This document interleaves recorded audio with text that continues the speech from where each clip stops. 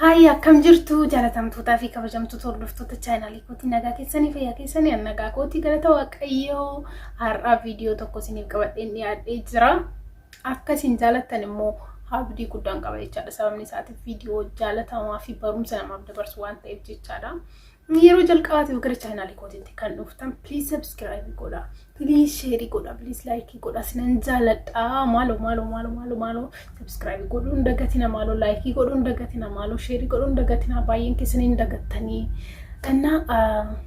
Akkuma yeroo darbee yeroo tokko shamarran amaloota dhiironni gaa'ela duraa fi gaa'ela booda bu'aan barumsa garaagaraa isin dabarsee jira. Isinillee yaada keessan qoodanii jirtanii akkasumas immoo shamarran akkamitti qulqulleessina keenya akka eeggachuu qabnu, rifeensa keenya akkamitti kunuunsachuu akka qabnu waa baay'ee barumsa ani amma kan na fayyadee isiniifillee sheer gochaa kan jira. Isin immoo yaada keessanaaf qooda komentii keessanaaf barreessaa. Kan isin fayyadillee komentii irratti walii keenya wal barsiisna jechuudha. Kun social meediyaan kun walirraa babbaranna waan ta'eef jechaadha. Ani isin caaletii miti, isinirraa beeketii miti, garuu amma hin danda'u. Amma nufi kiyyaa beekee waan na fayyade tokko isiniif sheerii godha. Waan isin caalaa beekuuf osoo hin taane waan na fayyade tokko garuu isiniif sheerii godha. Isinillee komentii irratti sheerii naaf godha. Ani kanarra qabadhee isiniif dhiyaadhe shamarreen takka akka ishee si jaalattu, akka isheen jaalala keetiin maraattu gochuudhaaf warri dhiiraa wanti gochuu qabdan har'a qabadhee isiniif dhiyaadhee jira jechuudha. Inni jalqabaa inni tokkoffaan jechuudha. Shamarree kee yookiin jaalallee kee adannaquu qabda. Jajachuu ni qabda jechaadha. Fakkeenyaaf jajachuu ni qabda yoo siin jedhu wanta ishiin hin qabne tokko uumiti itti mijisiin jechaan jiru. Garuu bareedduu yoo taate jaalalleen kee bareedina isheetti shamarran hin bareedu dhugaa dubbachuudhaaf jechuudha. Kanarra baatee ilaalaa jechuudha. Dhugaa siin jedha hundumtuu moodeliingidha wanna baat isinitti fakkaata jechaadha. Hundi uffanni isaanii qulqullinni isaanii waaqayyo yeroo jalqaba bakka shamarran bareechee waan natti fakkaata yeroo tokko dhugaa shamarreen ta'ee waan ta'e shamarran waan ta'eef ofii kee dubara waan ta'eef osoo hin taane shamarran baay'ee tokko qulqullina isaanii eeggatu, baay'ee tokko of eeggatu, baay'ee tokko bareedu jechuudha. Baay'een keessan isin dhugaanaaf baatu. Kanaafuu inni tokkoffaan waan ati godhuu qabdu shamarreen takka akkasii jaalattu barbaada. Nama bareedina isheetti immoo jaallatti shamarreen. Nama ishee adannaqu, nama ishee jajattu jaallatti. Kanaafuu jajachuu ni qabda jechaadha. Inni tokkoffaan adannaquu qabdu. Waaw, uffanni kee hin bareeda, fuulli kee hin bareeda, ijji kee hin bareeda, rifeensi kee hin bareeda jecha akkasii jechuu ni qabda. Adannaquu yookiin jajachuu qabda jechuudha. Inni lammaffaa immoo taphataa ta'uu qabda. Yeroo hundumaa jechuudha fuula kee meetirii tokko dheeressitee kan teessu kan deemtu yoo taate akka isheen si jaalattu yookiin immoo akka isheen dafteetu jaalala keetiin qabamtu godhuu hin dandeessu. Garuu yeroo waanuma hin taane qalladi jechuu kootii miti, waanuma hin taane qoosi jechuu keetii miti. Garuu bakka baalaansii gootee yoo taphataa taate xiqqoo ishee shamarranitti amala akkasii isaanii moosisa jechuudha. Akka jaalalaan qabaman godhan yoo ati waan tokko waan dhageessi tokko waan nama kolfisiisu tokko yeroo itti himtu gaafa isin gargar baatee kophaa ishee deemtu waan ati ittiin san yaadattee kolfaa deemuu dandeessi galee miti. Kanaafuu taphataa ta'uu qabda jechuudha. Inni sadaffamu jaalala kee ibsuufii qabda. Gochaadhaan jechaan jaalala kee ibsuufii qabda. Shamarran waan dhaga'uu barbaadan, waan isaan gammachiisu jaalala keessattuu jaalallee isaaniitirra waan dhaga'uu barbaadu yeroo hundumaa gurra isaanii akkas godhanii wanti isaan dhaggeeffatan maal akka ta'e beektaa? Sin jaaladha jedhin jaalallee keetiin. Dhugaa shamarran yeroo 100 sin jaaladha odoo shamarran hin quufan. Shamarran nama isaan dhiira isaa jaalalleen isaanii sin jaaladha. Baay'ee tokko si jaaladha. Yeroo ati akka ishee jaalattu itti argisiistu gochaadhaanis afaaninis baay'ee tokko gammadu jechaadha. Baay'ee tokko dhugaa isin jedha. Kana garuu warra dhiiratiin miti. Warra dhiiratiin shamarran yoo sin jaaladhatteen dhiironni nuuf dhiironni dhaga'uun barbaada waan akkasii. Shamarran garuu akka ishee jaalatte yeroo itti himtu baay'ee tokko barbaadu. Baay'ee tokko dhaga'uu barbaadu, baay'ee tokko jaalatu jechuudha. Please jaalallee keetiin dhaga'ammaa. Sin jaaladha jetteen hin jirtu taanaan sin jaaladha jedhii barreessifme sin jaaladha jedhii itti himi akka isheen dhageessettu. dhugaa jijjiirama jiru sitti ofii keetiif hin barta jechuudha. Kanaafuu shamarran baay'een isaanii jechuudha sin jaaladha jecha jedhu dhaga'uu barbaadan gurra isaanii akkas godhanii deemu jechuudha. Isaan abbaa manaa isaaniitirraa yookiin jaalallee isaaniitirraa dhaga'uudhaaf. Inni sadaffaan jaalala kee ibsachuu fi sin jaaladha jechuu ni qabda jechuudha. Inni afuraffaan immoo dhaggeeffachuu qabda. Shamarran baay'ee tokko haasa'u. Oh my god, shamarran baay'ee tokko haasa'u. Anumaan jalqabee jechaadha. Shamarran waan baay'ee haasa'u. Dhugaa isin jedha. Shamarran baay'ee haasa'u. Haasaa jaalatu. Waan qubna garii qabu sin haasa'u. Waan qubna garii hin qabnellee haasa'u. Baay'een keessan jaalallee keessan amala shamarranii beekuu dandeessan. Parsantii meeqa? Maybe parsantii 100 keessaa parsantii 10 iyyuu ta'u dubartiin gab jettu yookiin dubartiin immoo haasaa baay'een jaalanne garuu baay'een isaanii jechuudha parsantii 80-75 baay'ee haasaa jaalatu. Garuu yeroo haasa'an kana jechuudha gurra keen kennituuf taanan gurra koo qabda. Kun akka ishee si jaalatu hin goosisu. Waan isheen haasoftu san baay'ee haasa'uu danda'u garuu waan isheen haasoftu san keessatti maybe waan tokko sitti majraachuu dandeessi. Fakkeenyaaf amma hiriyaan ishee takka abbaan manaa ishee iddoo akkasii geesseetti bashannansiisee jira, waan kenna akkasii kenneefii jira. Yoo siin jettee sitti himte taatee jedha. Akkanumaan miti kan haasaa jirtu. Ati kennaa naa kenniteen beektu haga ammaa maal eegaa jirtaa siin jechuu ishiiti afaan chaayinaatiin. Kanaafuu shamarreen kee jaalalleen kee baay'ee haasa'uu dandeesse garuu immoo ati dhaggeeffachuu ni qabda jechuudha. Obsa barbaachisa garuu as biratti jechaadha. Si aarsuu danda'a garuu jaalallee keetii homaa gochuu hin dandeessu haadha manaa keetii waan taateef dhaggeeffachuu ni qabda. Kunillee shamarreen dhiira tokko akka isheen jaalattu gosa jechuudha. Iddoo kennitee fi dhaggeeffatta taanaan amma nama isinitti hime kana jechuudha.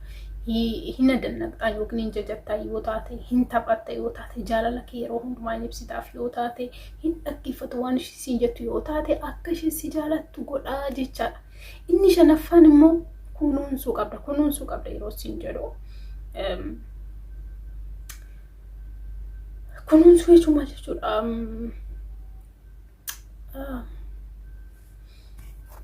Kunuunsuu qabda yeroo isin jedhu maan kabaa qabda jechuudha bakka. Haadha manaa kee yeroo isheen uffattu, yeroo isheen iddoo tokko deemu kabajuu kunuunsuu qabda. Maalfi yeroo isheen uffattu akkanatti uffadhu. Bakka waanuma yeroo akkas gootu baay'ee tokko jaalachuu dandeessu. Waan iddoo kenneet akkasitti na waliin waan ani uffadhu waa'ee kootiif bakka iddoo naaf qaba jettee akka ishee yaaddu yookiin immoo akka ishee si jaalattu goosaa jechaadha. Inni shanaffaan jechuudha. Inni ja'affaan immoo amanamuufii qabda. Amanamuufii qabda yeroo isiniin jedhu maal jechuu kooti. Shamarree bira deemuu dhiisuu qofaa miti amanamu jechuuni. Wanta ishee si gaafatu tokko waanuma ta'e illee waan salphaa tokkollee ta'uu danda'a garuu dhugaa jirutti gonkumaayyuu kuni salphaadha jette toon sobiin. Namoonni baay'een jechuudha argitanii dogongora xiqqoo ishee hojjetanii dogongora sirreessuudhaaf jecha soba baay'ee sobu. Kanaafuu jireenya keessatti, bultii keessatti, jaalala keessatti gonkumaa sobni wal dhoksuun, wal sobuun hin barbaachisu. Kanaafuu waan jechuun wanta ishee si gaafatu hundumaa dhugaa itti amanamiif jechaadha. Waan xiqqoo ishee sobdee yeroo tokko si akkaataa ishee sobdee yoo barte gonkumaa akka ishee si namanne godha jechuudha wanni suni. Kanaafuu please waan isheetti mu barbaadu hunduma dhugaa itti himi jechuudha. Waan ishee si gaafattu hunduma dhugaa itti himi. Kanaafuu sobiniin jechaadha.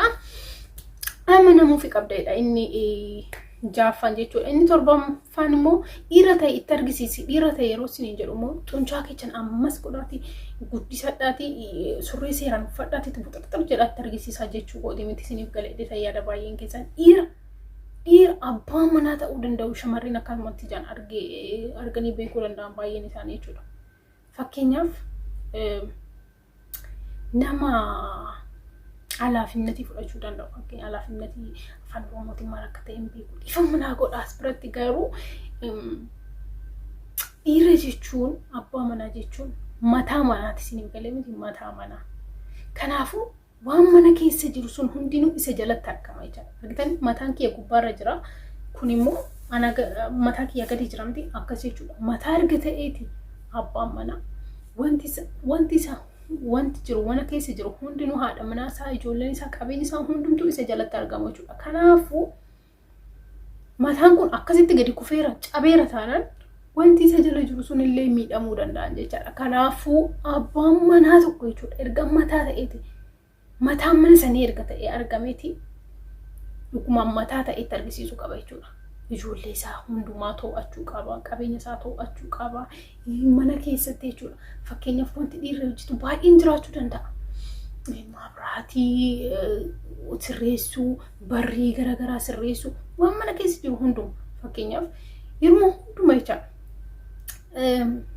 Maybe isaan lamaanuu qabeenya qabaachuu danda'an. Isheen illee qabeenya mataa ishee qabaachuu dandeetti, inni illee qabeenya mataa isaa qabaachuu danda'a yookiin qabeenya isaanii walumatti tokkuma ta'uu danda'a. Garuu jechaadha yeroo hunduma waan mana keessatti barbaachisu hunduma kan isheen bittu yoo taate abbaan manaa ta'uun kee inni raaffatama as biratti jechuudha.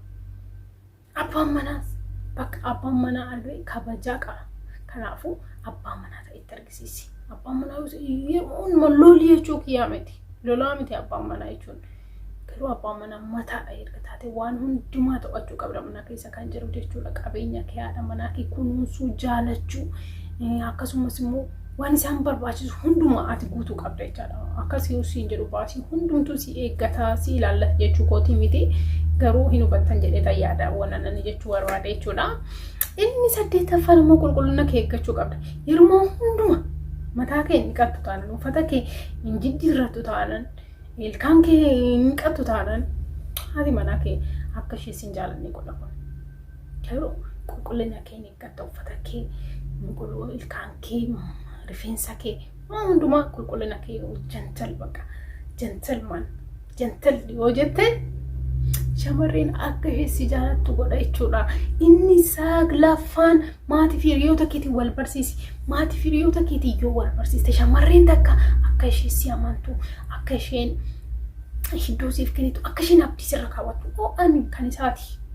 Kana booddee nama biraan barbaadu jettee akka isheen si abdattee haadha abbaa manaa argadhee jira. Inni abbaa manaa kootiin hiriyaa kootiin jaalallee kooti akka isheen jettu taasisaa jechuudha. Inni saglaffaan maatii fi hiriyoota keetiin wal barsiisi. Inni kurnaffaan jechuudha.